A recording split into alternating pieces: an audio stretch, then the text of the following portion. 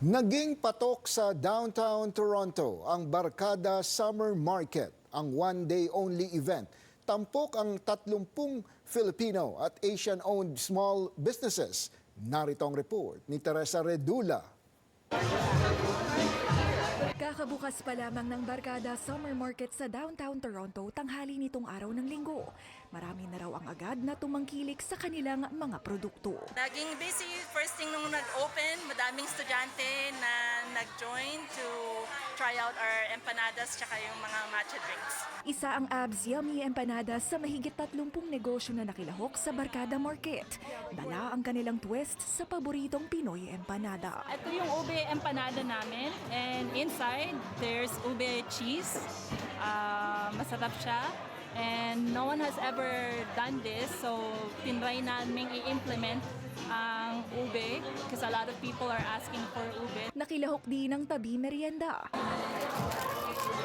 Dala ang crunch ng lechon at iba pa nilang Filipino favorites. May kwenta kami ng lechon ngayon, and also a mixture of pastries, Japanese, French also, but then again, you have your strawberry mochi. Andito kami para i-showcase ang Filipino culture at also i-welcome ng ibang nationality.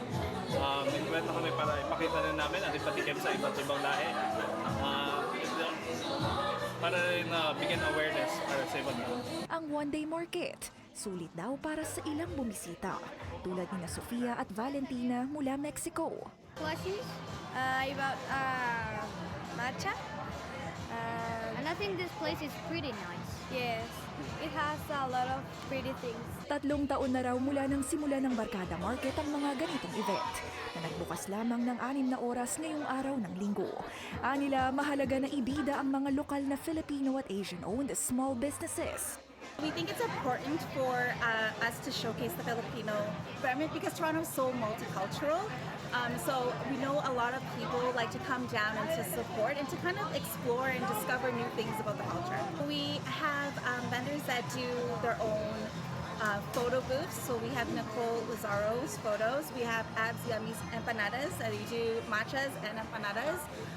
We have Ray Sunshine, so they do their handmade goods and more personalized Filipino items. Mula matcha, iba't ibang inumin, handmade items, stickers, mga full meal, hanggang sa photo booth. Binabalik-balikan ng market na ito hindi lamang ng mga mamimili, kundi pati na rin ng mga negosyo. Palagi kaming nagjo-join sa Barkada Market.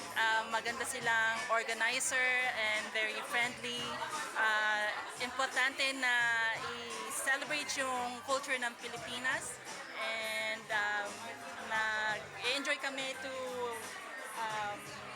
pakita sa mga tao yung empanadas made by Filipino-inspired. Tsaka ngayon nag-addition kami ng matcha drinks. Teresa Redula, Omni News, Toronto.